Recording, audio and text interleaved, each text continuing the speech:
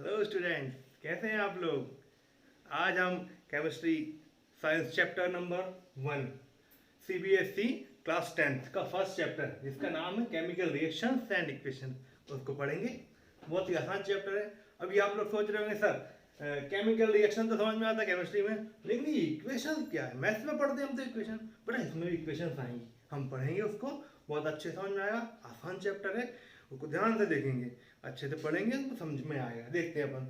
अब सबसे पहले हम देखते हैं केमिकल रिएक्शन। अब यहाँ पे तो टॉपिक हमने लिख के रखे हैं कौन कौन से हमको पढ़ना है यहाँ पे। तो सबसे पहला टॉपिक केमिकल रिएक्शन है ना। whenever chemical change occurs whenever chemical change occurs is called chemical reaction। जब भी कभी कोई केमिकल चेंज होगा, कभी भी कोई केमिकल चेंज होगा, है ना, the interaction of chemicals are called chemical reaction. Chemicals का इंट्रैक्शन होगा एंड न्यू सब्सटेंस फॉर्म होगा, कोई भी नई चीज बनना चाहिए, तो वो कौन सी रिएक्शन कहलाएगी, केमिकल रिएक्शन। ये दो टाइप के चेंज होते हैं, एक फिजिकल चेंज, एक केमिकल चेंज। फिजिकल चेंज में कोई न्यू सब्सटेंसेस नहीं बनता है, जो पुराना था वही का वही रहता है। जैसे आपके पास में चौक है ना, चौक है, चौक के आप दो टुकड़े कर दें, ठीक है, क्या होगा, उससे दो टुकड़े तो हो जाएंगे, लेकिन कोई नई चीज बनेगी क्या, नहीं बनेगी ना बेटा। केवल एक चौक रहेगा, चाहे इसके दो टुकड़े कर दें चाहे चार कर दें, न्यू सब्सटेंस आपका फॉर्म नहीं होगा। दैट्स कॉल्ड फिजिकल चेंज, है ना, फिजिकल चेंज है। और देखें आप, पेज है, आप पेज को फाड़ दें, कुछ नई चीज बनेगी क्या, लकड़ी को काट दें, कोई नई चीज बनेगी। Chemical change, digestion of food, खाना हमने खाया, बच गया, जो खाया था और जो पचेगा वो अलग अलग होगा। रस्टिंग ऑफ आयरन, आयरन पड़ा हुआ है, उसमें रस्ट लग गई, रस्ट में और आयरन में डिफरेंस है, that is a chemical change. उनके फार्मूला चेंज हो जाते हैं बेटा, है ना, रस्ट का फार्मूला अलग, आयरन का फार्मूला अलग, दोनों चेंज हो जाएंगे। जो पहले वाला सब्सटेंस रहेगा और जो नया वाला रहेगा उसकी केमिकल प्रॉपर्टीज अलग अलग होंगी। आयरन की रॉड बना सकते हैं, लेकिन रस्ट की रॉड नहीं। आयरन की रॉड तो रहती है, उसमें जंग लगेगी, रस्ट लगेगी, लेकिन जो रस्ट रहेगी उससे हम मैन्युफैक्चरिंग नहीं कर सकते, उससे हम बिल्डिंग नहीं बना सकते रस्ट से, वो खराब रहेगा, तो चेंज हो जाएगा, है ना, वो केमिकल चेंज होगा बेटा। ध्यान से देखेंगे आप, तो केमिकल चेंज देख लिया हमने।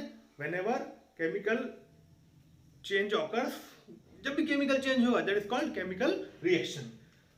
The chemical reaction is symbolically represented by chemical equation। with the help of chemical equation we can represent the chemical reaction system in a systematic manner। हमने देखा कि कोई भी केमिकल रिएक्शन एक एग्जांपल देखते हैं बेटा, है ना। when carbon reacts with oxygen to form carbon dioxide, जब कार्बन ऑक्सीजन से रिएक्शन करेगा तो कार्बन डाइऑक्साइड बनेगी। when hydrogen is reacting with water, जब hydrogen reacting with oxygen, hydrogen reacting with oxygen, जब हाइड्रोजन ऑक्सीजन से रिएक्शन करेगा तो क्या फॉर्म होगा, वाटर फॉर्म होगा। तो अब इसको लिखना है, अब साइंटिस्ट इसको लिखेंगे या हम इसको लिखेंगे, कितनी लंबी थ्योरी आएगी, है ना, कि when hydrogen is reacting with oxygen then form water, when carbon dioxide reacting with oxygen to form carbon dioxide, तो लिखने में काफी समय जाएगा। तो उसके लिए जैसे बोलो ना, इक्वेशन मैंने आपको बताया, इक्वेशन जैसे मैथ में होती है एक्स वाई जेड की इक्वेशन होती है, इसी तरह यहाँ भी इक्वेशन होती है। तो उसके सिंबल ले लिए हैं साइंटिस्ट ने, सिंबल ले लिए हैं और उन सिंबल की हेल्प से उसको हम लिख सकते हैं। जैसे देखते हैं बेटा, है ना, कार्बन ने किससे रिएक्शन करी, ऑक्सीजन से, और क्या बना लिया उन्होंने, कार्बन डाइऑक्साइड। कितना आसान हो गया, इंफॉर्मेशन ज्यादा निकल के आ रही है, समझ में आ रहा है। वहां पे हम लिखते हैं कि carbon dioxide is reacting with oxygen to form carbon dioxide, लंबा होता है। ये तो छोटी छोटी इक्वेशन है, जब बड़ी इक्वेशन आती है उसमें क्या करते हैं हम, काफी परेशान हो जाते हैं बेटा, इसलिए इस सिंबल के थ्रू हम लिखते हैं। अब केमिकल रिएक्शन होने वाली है, तो रिएक्शन के लिए थोड़ी सी चीज समझते हैं, तो इक्वेशन को लिखने का तरीका है ना। रिएक्शन हम देख लिया, इस इक्वेशन में हम चल रहे हैं, यहाँ पे एक इक्वेशन और दी है। व्हेन अ मैग्नीशियम गिवन, ये magnesium react with oxygen is formed, then form magnesium oxide।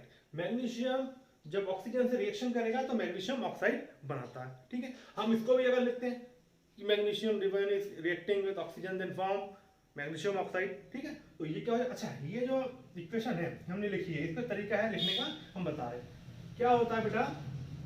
जो रिएक्शन में पार्टिसिपेट करने जाती है चीजें, है ना, those element which are going to react, जो रिएक्ट करने जा रहे हैं उनको, ये देख ले ध्यान से, यहाँ पे ये क्या करने जा रहे हैं बेटा, रिएक्ट करने जा रहे हैं।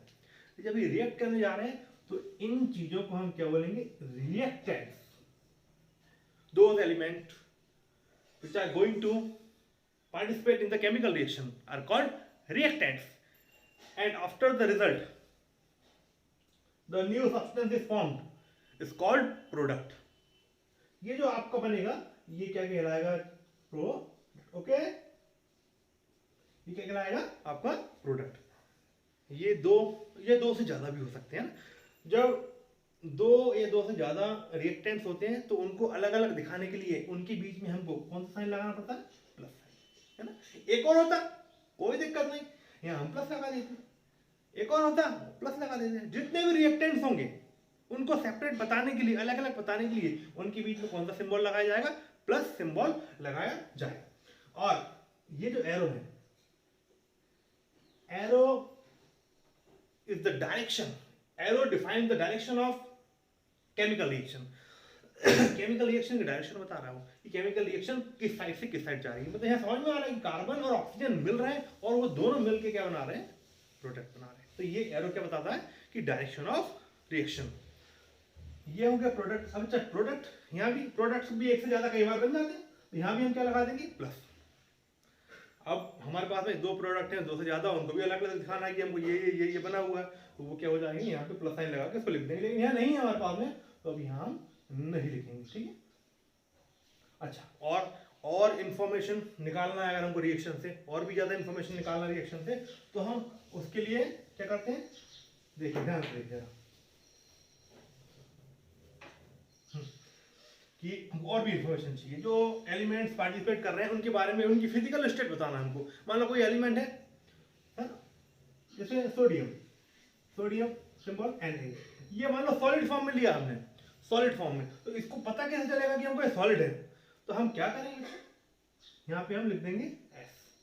ठीक है, S लिख देंगे तो हमको पता चल जाएगा सॉलिड है. अगर कोई लिक्विड फॉर्म में, लिक्विड है, क्या लिख देंगे? L. जैसे वाटर H2O लेंगे हम, यहाँ क्या लिखेंगे हम? L मतलब लिक्विड फॉर्म में हो ना. अगर कोई गैस फॉर्म में तो क्या लिख देंगे हम? ब्रैकेट में G. जैसे कार्बन डाइऑक्साइड, वो तो गैस है ही.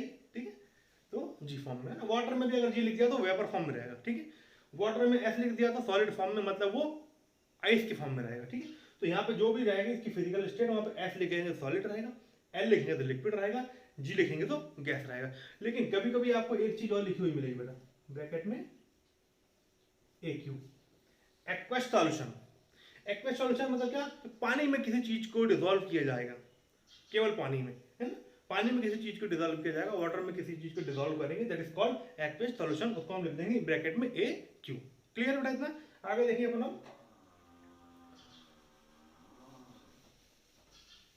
अब देखते हैं हम कि ये हमने यहाँ ये एरो होता है.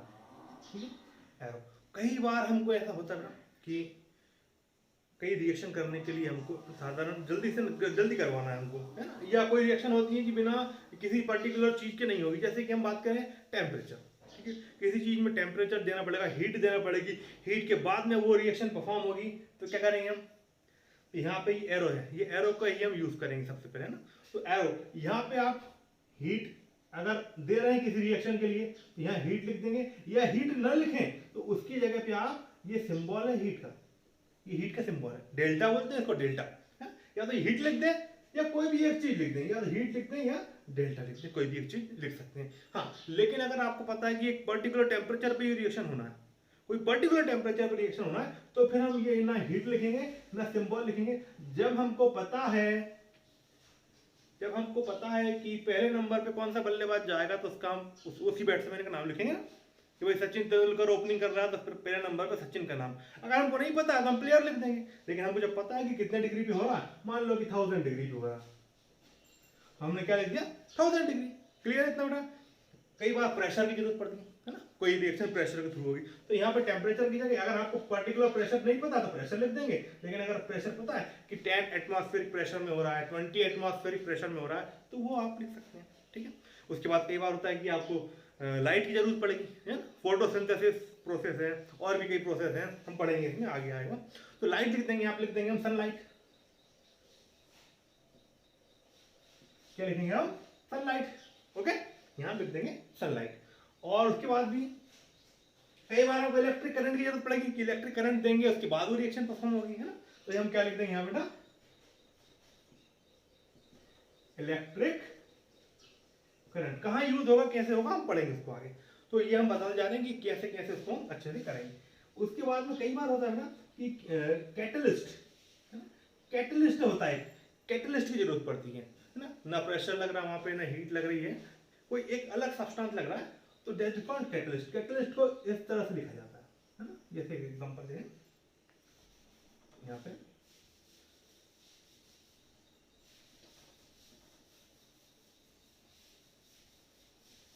N2 + H2 NH3, ठीक है। अब यहाँ पे बैलेंस कर ले, तो कोई बड़ी बात नहीं, बैलेंस कर लो। तो हाँ, तो यहाँ पे ये नाइट्रोजन और हाइड्रोजन है ना, nitrogen reacting with hydrogen to form ammonia, ये अमोनिया बन रही है, अमोनिया है ना। तो अमोनिया को बनाने के लिए जल्दी से बनाना है हमको, तो यहाँ पे उस रिएक्शन के अंदर हम क्या कर देंगे, Fe मतलब आयरन, एक कुछ आयरन की पार्टिकल्स डाल देंगे। तो ये catalyst do not participate in the reaction, the catalyst only alter the reaction और increases the reaction, है ना, इंक्रीज कर देगा उस रिएक्शन में, जल्दी से अमोनिया बना देगा, लेकिन वो खुद पार्टिसिपेट नहीं करेगा। एग्जांपल, आपने 10 ग्राम है ना 10 ग्राम डाला था आयरन, और जब वापस निकाला तो भी 10 ग्राम, मतलब उसने यहाँ पे जुड़ के नहीं आया, वो यहाँ पे रिएक्ट करके इसके साथ नहीं जुड़ा, ये तो जुड़ गया आपस में, यहाँ पे आ गए, लेकिन ये ऐसे कहीं नहीं आएगा यहाँ पे, ठीक है। वो केवल उनको बोलेगा कि आप जल्दी रिएक्शन कर लें, वहाँ बैठा रहेगा, है ना। जैसे सर होते हैं ना क्लास में, जल्दी जल्दी करवाने के लिए ना, निगरानी रखने के लिए, ऑब्जर्वेशन के लिए, तो यहाँ पे इसको बिठा देते हैं कि भाई कोई हर चीज़ के लिए अलग अलग अलग कैटलिस्ट की जरूरत पड़ सकती है। यहाँ पे कैटलिस्ट जो पड़ रहा है वो पड़ रहा है हमको आयरन। क्लियर है इतना बेटा? ठीक, देखते हैं अब आगे। ये इसकी हमने इन्फॉर्मेशन देख ली है ना, कि रिएक्शन को लिख रहे हैं तो हम कैसे लिख रहे हैं, लेफ्ट हैंड साइड में जो रहेंगे रिएक्टेंट्स रहेंगे, राइट हैंड साइड में जो बनेगा वो प्रोडक्ट रहेगा, ठीक है।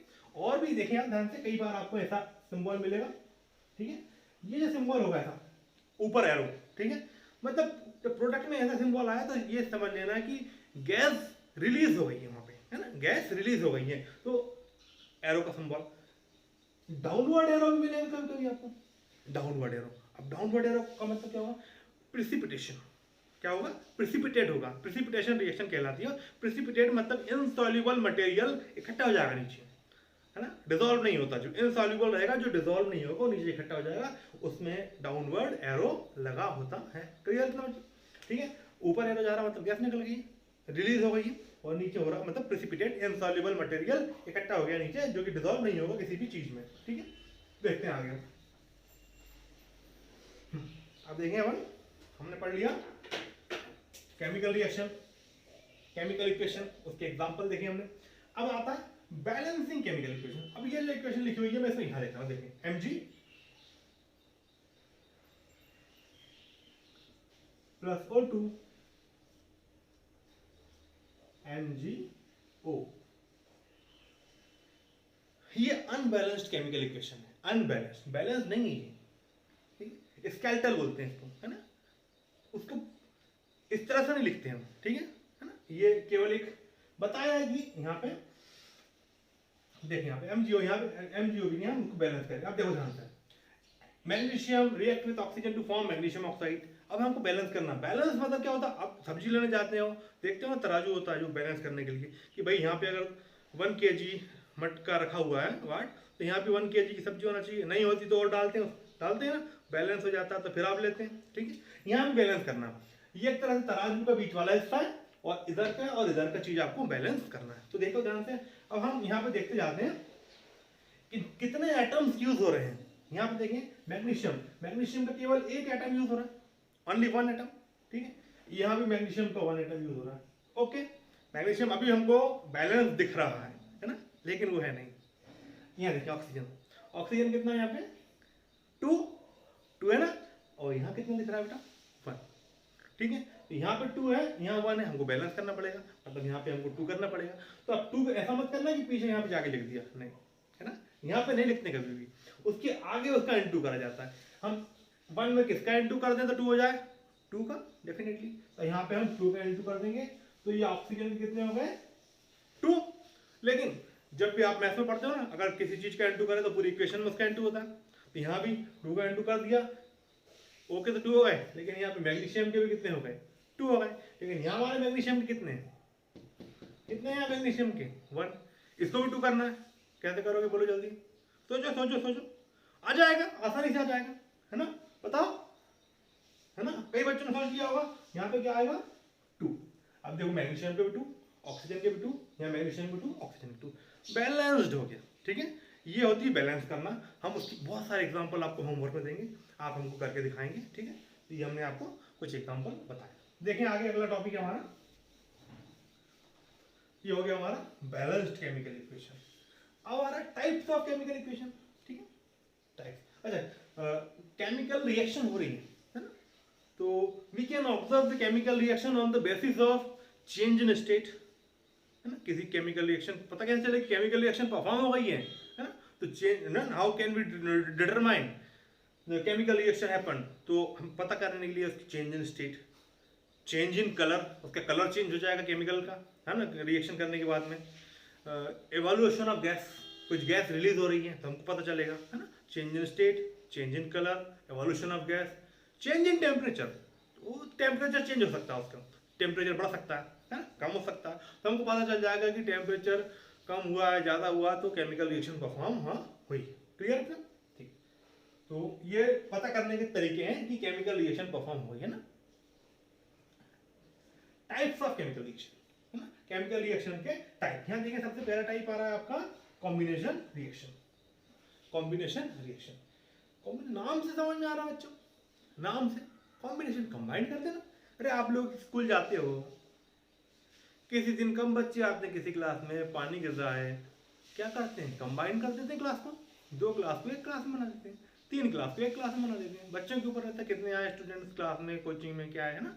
तो वहाँ भी यहाँ भी वही काम कि, है ना, when 2 or more than 2 substances combine to form a single substance, 2 या 2 से ज्यादा सब्सटेंस मिलके आए आपस में एक सिंगल सब्सटेंस बनाते हैं, that is called combination reaction. यहाँ एग्जांपल देखो ध्यान से जरा, ये भी जो भी हमने देखा मैग्नीशियम, ये दोनों एग्जांपल कॉम्बिनेशन रिएक्शन में आप लोग लिख सकते हैं, ठीक है। वाटर का भी लिख सकते हैं, H2 + O2 H2 बनेगा, ठीक है। तो यहाँ पे combination reaction when 2 or more than 2 substances combine to form a single substance is called combination reaction. Just opposite उसका होगा बेटा decomposition reaction. Those chemical reaction in which a single substance decomposes into 2 or more than 2 substances, एक single substance 2 या 2 से ज्यादा substance में divide हो जाएगा, that is called decomposition reaction. अब डिकम्पोजिशन करना ऐसा थोड़ी है कि अपने आप हो जाकर करेगा, उसके कुछ टाइप्स होंगे ना कुछ हमको उसके ऊपर प्रेशर लगाना पड़ेगा, टेम्परेचर देना पड़ेगा, कुछ ना कुछ हमको उसके ऊपर अप्लाई करना पड़ेगी energy, some energy is needed to perform the decomposition reaction.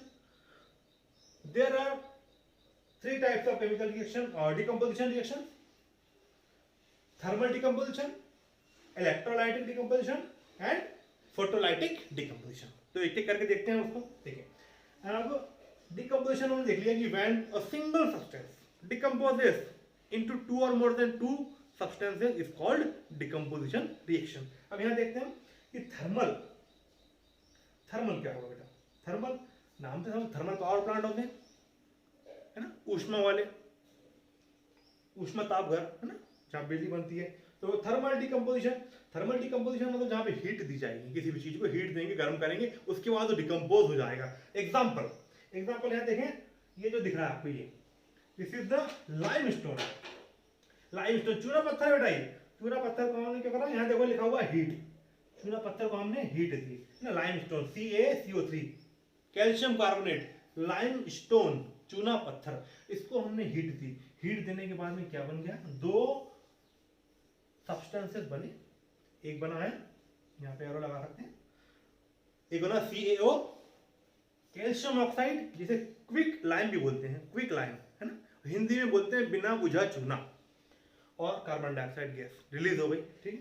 यहाँ पे देखें आपको किसकी जरूरत पड़ी, दो केमिकल रिएक्शन, है ना, इन विच or they carried out by the heat, those chemical reaction they carried out by the heat के थ्रू वो होती हैं, that is called thermal decomposition reaction। Heat देंगे, जब आपने यहाँ पे कैल्शियम कार्बोनेट को हीट दी तो आपका CaO + CO2 बना, दो कंपार्टमेंट उसके, दो सब्सटेंसेस उसके बन गए, एक सिंगल से हीट दी तो दो बन गए। अब देखें ध्यान से बेटा, उसका सेकंड इलेक्ट्रोलाइटिक है ना, इलेक्ट्रोलाइटिक। इलेक्ट्रोलाइटिक समझ में आ रहा है कि भाई इलेक्ट्रिक कुछ ना कुछ कनेक्शन होगा इलेक्ट्रिक से, है ना, करंट से कुछ ना कुछ कनेक्शन होगा। असर बोले अब करंट से कैसी केमिकल इक्वेशन बनेगी, तो करंट से बनेगी या क्यों नहीं बनेगी? यहाँ पे दिया हुआ है देखें, अब हमको we know when hydrogen react with oxygen, है ना, टू फॉर्म वाटर। हमने हाइड्रोजन और ऑक्सीजन को रिएक्शन करके वाटर तो बना दिया, लेकिन क्या वाटर से ऑक्सीजन को और ऑक्सीजन को और हाइड्रोजन को अलग अलग कर सकते हो क्या? है ना, ये वाटर रखा हुआ है, ये वाटर है हमारे पास में, ठीक, ये है ना पानी किससे मिलकर बना है? वाटर, हाइड्रोजन और ऑक्सीजन से मिलकर बन तो क्या, लेकिन क्या can you separate it by the physical process? क्या हम फिजिकल प्रोसेस से इसको सेपरेट कर सकते हैं कि मैं दो गिलास जाऊं, एक में डाल दूं तो ये हाइड्रोजन हो गया, एक में डाल दूं तो ये ऑक्सीजन हो गया, या ऐसा भी निकाल लूं मैं, है ना, या स्ट्रॉ डाल के निकाल लूं तो ऑक्सीजन ऑक्सीजन मैंने ले लिया, पानी पानी तो हाइड्रोजन हाइड्रोजन कोई और ले ले, होगा क्या? नहीं। They can, it can be performed with the help of electrolytic decomposition. Electrolytic मतलब इलेक्ट्रिक करंट देंगे, है ना, कुछ उसकी कंडीशन होती है, ऐसा नहीं कि आप घर में दे दें तो बन जाएगा ना, ना, लेबोरेटरी में उसको हम परफॉर्म कर सकते हैं इक्विपमेंट के थ्रू। तो इलेक्ट्रोलाइटिक, इलेक्ट्रोलिसिस, तो लाइटिंग में अलग अलग करना उसको, है ना, लाइटिंग मतलब अलग अलग करना, किसके थ्रू? इलेक्ट्रिक के थ्रू। तो H2O इलेक्ट्रिक करंट देंगे तो काय में बदल जाएगा वो अलग अलग, H2O2 में बदल जाएगा। बैलेंस नहीं हो तो बैलेंस करना है, इसको होमवर्क आपके लिए, ठीक है, बैलेंस कर लेना। उसके बाद आता है next type of decomposition reaction, photolytic. Photolytic, photo मतलब सनलाइट, लाइट मतलब कोई भी लाइट की बात चलती है, और लाइट की बात अलग अलग करना। लाइट के थ्रू किसी सब्सटेंसेस के डिकम्पोज करने की प्रोसेस को हम बोलते हैं फोटोलाइटिक डिकम्पोजिशन। और फोटोलाइटिक डिकम्पोजिशन का एग्जांपल देखिए, यहाँ पे लिखा हुआ है, ये देखिए फोटोलाइटिक AgBr, सनलाइट भी, तो Ag और Br2। अब इसको समझने के लिए मैं आपको समझा रहा हूँ, 10 साल पीछे ले जाते हैं आपको, है, 10 साल पीछे चलते हैं फ्लैशबैक में, ठीक है, फ्लैशबैक में पहुंच जाए, हो सकता है आपने शायद ना देखा हो, और पहले आप घरों में तो मोबाइलों में कैमरे हैं, सबके मोबाइल में कैमरे हैं, और अब तो DSLR, है ना, अच्छे अच्छे कैमरे आ रहे हैं, नए नए बड़े बड़े, तो लेकिन पहले ऐसा नहीं हुआ करता था, है ना। आज तो हमने स्टूडियो में गए, वो 2 फोटो खींची, 4 फोटो खींची, उसमें सिलेक्ट करना है, हमको बता दिया कि ये करना, लेकिन 10 साल 15 साल पहले ऐसा नहीं था, रील वाले कैमरे आते थे, है ना, जो फोटो आपकी खींच गई वो आपको रखना पड़ेगी, ठीक है, वो फोटो आपने ले ली, रील वाले कैमरे आते थे, उस रील में आपको फोटो खींचती थी, तो वो जो फोटो की जो धुलाई बोलते थे ना, कि फोटो धुलने डाली हमने, है ना, फोटो वॉशिंग के लिए जाती थी, तो वो इसी प्रोसेस के थ्रू होती थी, है ना, अंधेरे कमरे में करते थे, कई पिक्चरों में देखा होगा आपने, है ना, होता है, तो ये प्रोसेस होती है बेटा ना, AgBr को आप सनलाइट डालेंगे तो AgBr में अलग अलग हो जाएगा, ठीक है। लेकिन आजकल तो टेक्नोलॉजी चेंज हो गई, अब तो मॉडर्न, है ना, समय है, तो हमारे पास उनकी जरूरत नहीं है, डिजिटल है अब तो। उसके बाद में देखें एक्सोथर्मिक केमिकल रिएक्शन, एक्सोथर्मिक, है ना, एक्सो मतलब निकलना किसी चीज का, those chemical reaction in which heat is released, है ना, व्हेन दे ऑकर, जब वो हो गए कि रिएक्शन होगी, रिएक्शन होने के बाद में हीट जनरेट होगी, रिलीज होगी, एनर्जी रिलीज होगी in the form of heat, है ना, those chemical reaction in which energy is released in the form of heat is called exothermic reaction. Example देखिए, अभी हमने देखा यहाँ पे लाइमस्टोन गर्म किया, CaO, है ना, कैल्शियम ऑक्साइड, क्विक लाइम। अब क्विक लाइम ये व्हाइट वॉशिंग के लिए, अभी तो हम शहरों में जनरली यूज नहीं करते हैं व्हाइट वॉशिंग करने के लिए चूने का, ठीक है, लेकिन गांव में कई जगह भी किया जाता है इसका यूज। तो आप जब भी देखें कहीं गांव में या किसी बिल्डिंग में पुत रहा है चूना, तो मार्केट से जो लेके आते हैं ना, ये होता है CaO, कैल्शियम ऑक्साइड। उसको जब हम पानी में मिलाते हैं, आपने देखा होगा, नहीं देखा तो देख सकते हैं जहाँ भी हुआ, है ना, थोड़ा सा प्रैक्टिकल करने के लिए, तो उसके लेकिन सावधानी रखेंगे उसके लिए। कैल्शियम ऑक्साइड को लेके आएंगे, वाटर में मिलाएंगे तो CaOH ट्वाइस कैल्शियम हाइड्रोक्साइड बनेगा। कैल्शियम हाइड्रोक्साइड क्या? सेलेक्ट लाइम, है ना, क्विक लाइम, ये बिना बुझा चूना है और ये बुझा हुआ चूना कहलाएगा। लेकिन जब भी आप देखें उसको, अगर गांव में देखेंगे तो बकेट रहेगी, जनरली पहले आयरन बकेट को यूज करते हैं, तो आयरन बकेट में चूना डाला, पानी डाला, उसको मिक्स करेंगे, जब उसमें पानी जैसे जाएगा तो वो जो बकेट है वो गर्म हो जाएगी, है ना, जो बकेट है वो गर्म हो जाएगी चारों तरफ से, और उस सॉल्यूशन में से जो आपने मिक्स किया हुआ है उसमें से बुलबुले निकलने लगेंगे। मतलब वो गर्म हो गया है, उसके अंदर हम नॉर्मल हाथ डालेंगे तो हमारा हाथ में डैमेज हो सकता है। उसके लिए जब भी पुताई करने वाले रहते हैं, जब पुताई करते हैं तो वो कुछ ना कुछ पहन लेते हैं हाथ में, तो उसके बाद भी उनके हाथ फट जाते हैं, बोलते हैं ना हमारे हाथ फट गए, तो वो उस तरह से उनके हाथ डैमेज होते हैं। ठीक है, अगर हम डायरेक्ट डालेंगे तो काफ़ी डैमेज हो जाएगा हमारा, और आप दूर रहें उससे, ये बोलूँगा मैं। तो कैल्शियम ऑक्साइड को जब पानी में मिलाएंगे तो CaOH ट्वाइस बनेगा। CaOH ट्वाइस का मतलब होता है कैल्शियम हाइड्रोक्साइड स्लैग लाइम बनेगा। और ये देखिए यहाँ पे मैंने क्या लिखा, प्लस हीट, ये रिएक्शन हुई, प्रोडक्ट बना, प्रोडक्ट के साथ में क्या जनरेट हुई, हीट ना। When heat is generated in the form of product is called exothermic reaction. इतना क्लियर है, ये एक्सोथर्मिक रिएक्शन हो जाएगी, हीट जनरेट हो गई। यहाँ पे देखें ध्यान से, एंडोथर्मिक इज जस्ट अपोजिट है ना। जो नेक्स्ट हमारी इक्वेशन पढ़ना है हमको, केमिकल इक्वेशन नहीं सॉरी रिएक्शन पढ़ना है, endothermic. Endothermic just opposite to the exothermic. Exothermic में हीट रिएक्शन होने के बाद में हीट रिलीज हो रही थी, ठीक है, but in the endothermic reaction heat energy is needed to perform the reaction. Energy is needed in the form of heat to perform the chemical reaction is called endothermic reaction. Endothermic reaction देखा, endothermic reaction is a reaction in which energy is required in the form of heat is called endothermic reaction. तो heat हमको लगेगी है ना, यहाँ हम plus लिख सकते हैं, लिखना भूल गया हम, यहाँ पे ये एक एग्जांपल दिया हमने आपको, और यहाँ पे हमको हीट लगेगी तो केमिकल इक्वेशन परफॉर्म होगी, that is called endothermic reaction. इसके एक फिजिकल एग्जांपल देखते हैं। आइस हमने फ्रीजर से निकाली और एक ट्रे में रख दी या प्लेट में रख दी आइस, बर्फ, तो क्या होगा, वो पिघलेगी है ना। ये केमिकल चेंज नहीं है, फिजिकल चेंज है, लेकिन एक एग्जांपल एंडोथर्मिक का। तो आइस पिघल रही है, क्या हो रहा है, वो बर्फ जो है अपने चारों तरफ से एनर्जी ले रही है ना, अपने चारों तरफ से एनर्जी ले रही है, हीट ले रही है। जब हीट लेगी तो वो क्या होने लगेगी, धीरे धीरे मेल्ट होने लगेगी, धीरे धीरे वो पिघलने लगेगी। That chemical reaction is called endothermic chemical reaction. Clear, इसमें हीट रिक्वायर्ड होती है, energy required in the form of heat is called endothermic reaction. Okay, next आपकी जो रिएक्शन है that is called displacement reaction. Those chemical reaction in which one element displaces the other element is called displacement। आपने simple भाषा में समझिए, example के through आपको है ना, आप क्लास में गए, आप पहलवान हैं, आपको बैठना पहली बेंच पे, आज मन हो रहा है पहली बेंच पे बैठने का, और पहली बेंच पे जो बैठा हुआ वो बेचारा कमजोर था, कोई बच्चा बैठा हुआ है, तो आप क्या करेंगे, उसको उठाएंगे वहां से, यहाँ से चलो पीछे, और आप जाके बैठ जाएंगे, वहां पे बैठ जाएंगे ना। या आप कमजोर हैं तो कई बार आपको भगा देते होंगे, तो यहाँ भी वही बेटा, more reactive element displaces the less reactive element है ना। जो ज्यादा पहलवान है वो अपने से कम पहलवान वाले को उसके कंपाउंड से उठा के भगा देगा है ना।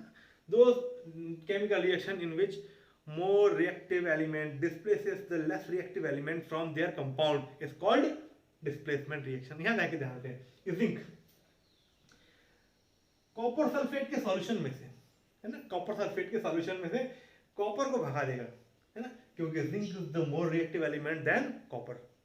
यहाँ पे ध्यान से देखिए, ये इसकी जगह आ गया, जिंक कहाँ चला गया, कॉपर की जगह, और कॉपर को उठा के उन्होंने दूर भगा दिया है ना, कॉपर को उठा के उन्होंने दूर भगा दिया, डिस्प्लेस कर दिया उसकी प्लेस से, क्या कर दिया, उसकी प्लेस से उसको डिस्प्लेस कर दिया है। ध्यान से देखिए, यहाँ पे डिस्प्लेस करने वाली जो रिएक्शन होती है वो डिस्प्लेसमेंट रिएक्शन होती है। ठीक है, अब देखते हैं आगे, last topic of the today's lecture, double displacement reaction. अरे सिंपल, अभी एक डिस्प्लेस हो रहा था, अब यहाँ दो चीज डिस्प्लेस होंगी है ना। दो chemical reaction in which two atoms और two groups mutually exchange, mutually मतलब आपस में इंटरचेंज कर लें अपने एटम्स को, that is called double displacement reaction. देखो ध्यान से जरा, यहाँ पे Na2SO4, यहाँ पे BaCl2, ध्यान से देखिए आप क्या होगा, यहाँ पे Ba कहाँ आ गया, SO4 के साथ में है ना, और ये Na कहाँ चला गया, Cl2 के साथ। ठीक है, वो उधर देख सकते हैं आप बना हुआ है, दोनों ने है ना, those chemical reaction in which atoms और ग्रुप्स म्यूचुअली एक्सचेंज, आपस में चेंज होंगे है ना, फ्रॉम देयर कंपाउंड्स, उनके कंपाउंड्स में से वो आयंस में से आपस में चेंज हो जाएंगे, म्यूचुअली एक्सचेंज हो जाएंगे, that is called double displacement reaction. तो आज का लेक्चर इतना ही। आगे के लेक्चर में हम लोग दो या तीन इक्वेशन और बची हमारी, रेडॉक्स रिएक्शन, ऑक्सीडेशन रिडक्शन, है ना, कोरोजन, रैनसिडिटी, ये हम अगले चैप्टर में अगले पीरियड में हम पढ़ेंगे उसको। ठीक है, इसको रिवाइज करेंगे। ठीक है, आप लोगों के लिए होमवर्क है, एक होमवर्क दे देते हैं। ठीक है, ये सारी डेफिनेशन हम याद करेंगे। ठीक है, याद करके लिख के देखेंगे। क्लियर है ना, और चेक भी करा सकते हैं। ठीक है, ओके, मिलते हैं आप अगले लेक्चर में। ओके बेटा, बाय।